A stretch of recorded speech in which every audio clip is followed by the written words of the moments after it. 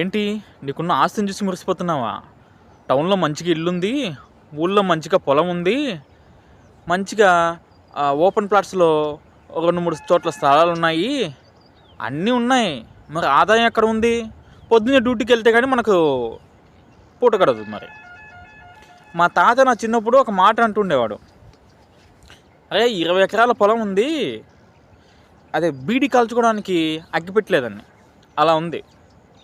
అంటే ఆస్తులు ఎన్ని ఉన్నా అవి ఆదాయాన్ని తెచ్చిపెట్టలేకపోతే అవి ఎన్ని ఉన్నా వేస్టే కదా. అయ్యో అలా అంటారేంటి? మా తాత మా నాన్నకి ఇచ్చాడు, మా నాన్న నాకు ఇచ్చాడు, నేను నా బిడ్డలకి ఇస్తాను. ఇంకా జీవితాంతం పాస్ ఆన్ చేసుకుంటూ వెళ్ళిపోవడమే. నీకంటూ ప్రశాంతమైన జీవితం లేదు ఇక్కడ.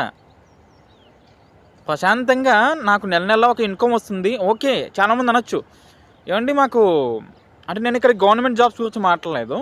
గవర్నమెంట్ జాబ్స్ అయినా ఇప్పుడు చాలా కష్టంలేండి. ఇవన్నీ మాకు ఉద్యోగం ఉంది వస్తున్నాయి. ఓకే, ఉన్నట్లుండి ఉద్యోగం పోతే మనమే పోతే చాలామంది కొంచెం బాధగా ఉండొచ్చు. కానీ ఇది నిజం. ఎప్పుడైనా కూడా లైఫ్ టైం ఇన్కమ్ వచ్చేలా ప్లాన్ చేసుకోవాలి. ఏదైనా కూడా ఎన్ని ఆస్తులు ఉండడం మీదనే తప్పు పట్టట్లేదు.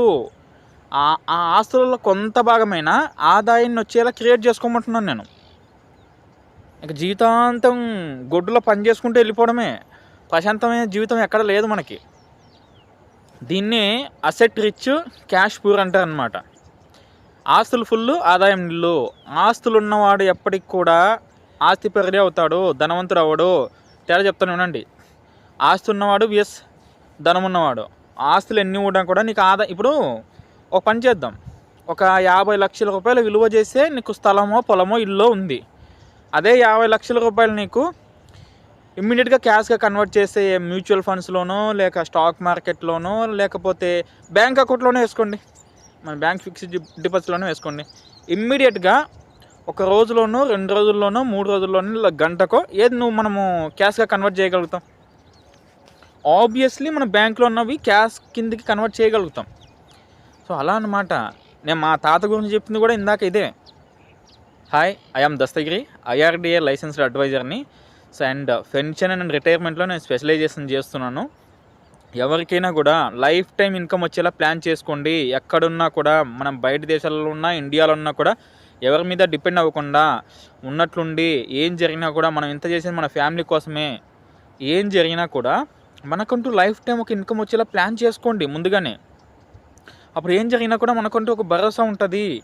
సో అలా ఏంటి, వాట్ ఈస్ వాట్ అని చెప్పడానికి సో సీరియస్గా ఎవరైనా ఇంట్రెస్ట్ ఉంటే నాకు పెన్షన్ ప్లానింగ్ లేదా లైఫ్ టైం ఇన్కమ్ ప్లానింగ్ అని కామెంట్ చేయండి. నేను డెఫినెట్గా మీకు గైడ్ చేస్తాను. సో స్క్రీన్ పైన కనబడుతున్న నా నెంబర్కి ఒకసారి మెసేజ్ చేయండి. సో నేను డెఫినెట్గా మీకు కాంటాక్ట్ అవుతాను. Thank you.